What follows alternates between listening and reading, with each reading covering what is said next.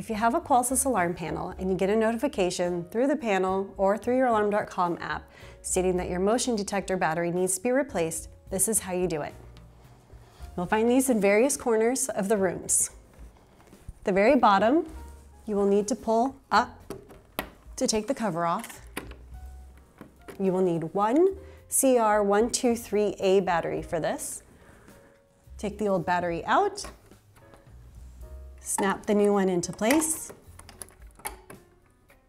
and then snap your cover back on, placing the top first and snapping it in. That's how you change the battery in your Qolsys motion detector.